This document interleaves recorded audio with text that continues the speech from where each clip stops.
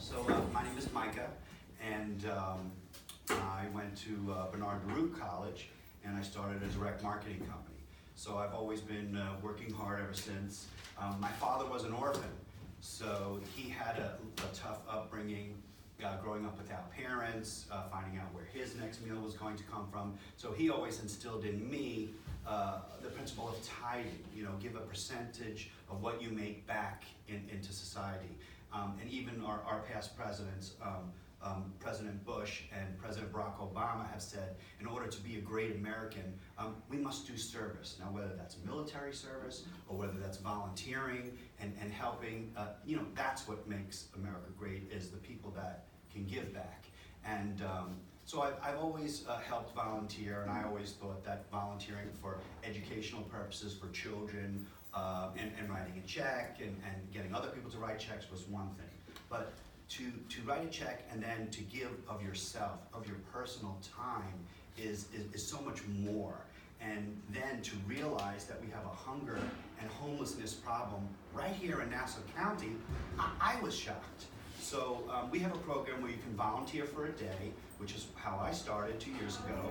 And I came in and volunteered for a day and was able to see it and experience it. So every Wednesday in the summers, I give my full Wednesday where I cook and help prepare the food.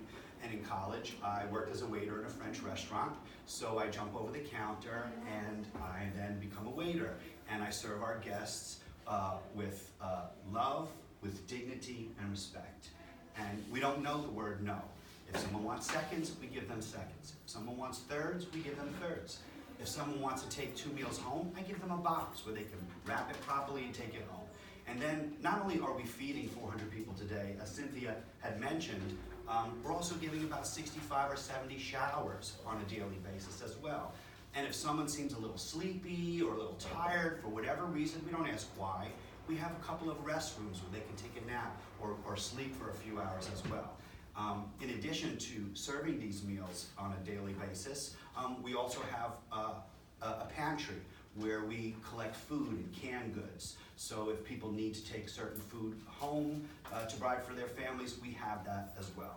And as you had mentioned earlier, we have like a haberdashery where people donate clothes and we sort it out for women, for children, for men. So not only do we ask, if someone speaks Spanish and I'm feeding them, I say, buen provecho. If they speak in French, I say, bon appetit. And if they're American and they speak English, I say, enjoy your lunch. And if there's anything else that I could possibly do to make your day better, please ask on me. And then someone says, well, I need a coat, or I need diapers, or I need shoes, or I need sneakers. Well, I said, what size? Is it for a man or a woman? And then I go down to the haberdashery and I do a little shopping for them. Is it called the haberdashery these days, or the boutique? I think it's called the boutique. Haberdashery is a fancy word for it, but boutique is the well, haberdashery is quite appropriate also. But boutique, because we have children's clothes and women's clothes and men's clothes and all the donations of clothing that come in. We do the sorting there and we help them. So, is haberdashery a new word for some of you? Yeah. Yes, okay, see? It was These young new to me too. When he said it, I'm like, actually, they used to men's clothing line. They used to call the haberdashery. Yes, I guess so. Yeah. But like I said, we also obviously it's for women Yes, and for children yes. as well. So now in the winter months where I'm working a little bit harder. Cynthia, I want to come and go to the haberdashery when I oh yes. Okay, cool. Right. I now volunteer on the holidays, so I did Christmas, we did 400 meals, and Thanksgiving we did 400 meals.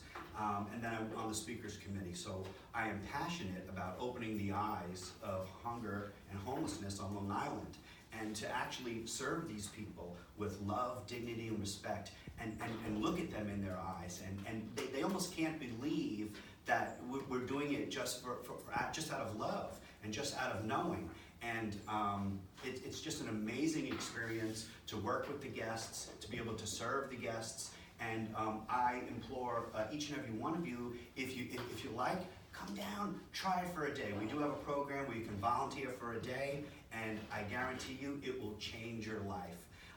When I leave there, I'm on such a high. It's a high that you can't get from coffee or from beer or from anything else. It's absolutely amazing.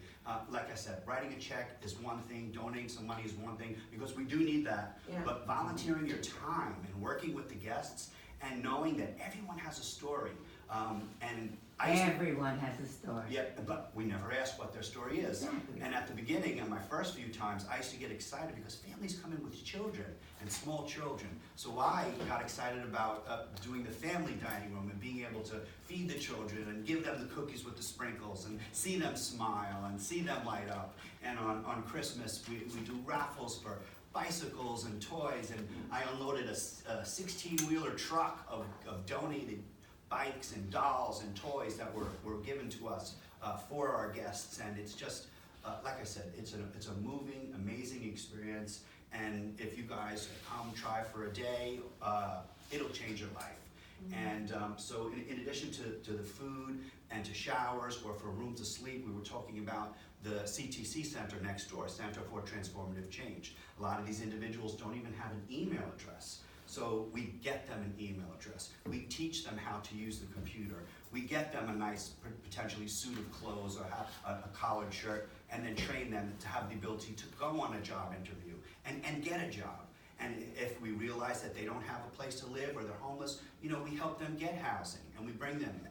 And then one other thing, in the winter months, which we have just come through when it's very, very, very cold, the most important thing for our homeless guests is to protect their extremities and keep them warm, their hands and their feet. So I play this little game with myself where I look around at the odd lot stores and the 99-cent stores, and I say, do you have ski gloves or ski socks? And a lot of times they say, yeah, aisle 4 on the right-hand side on the shelf. And I look, and there's 50 pairs of ski gloves with Thinsulate lining for $1.99 or $2.99. And I'm like, it's a score. I feel like I won. I buy the whole shelf of the gloves, of the socks, and bring them into the inn and make sure that our men and our guests have proper protection in the winter. And it changed my life. Just when you think that your life can't be changed anymore, boy, can it be. To realize that we do have this problem here in Nassau County, one of the richest counties in the country, it exists. And like Cynthia said, it's growing. Our number of guests that come get larger and larger, and the people that run the inn that have been there for years, like Cynthia and Jean Michael and Jason and Michelle Singh, these people have been there for 10, 12, 15 years, and they inspire me to come in for a day and to volunteer for a week, and to also be on the speakers committee to be able to educate and acclimate other individuals to say, this does exist. And come on down and check it out, volunteer for a day, help in the kitchen, or help in the boutique, and help with the guests, and you will be moved and you will be touched for the rest of your life. And that's my simple message that I really wanted to express to you guys, and thank you for having us here and being able to discuss that with you guys. And I think we have some materials that we'd like to pass out, right? Yeah. And yeah, so it's good to get involved. And,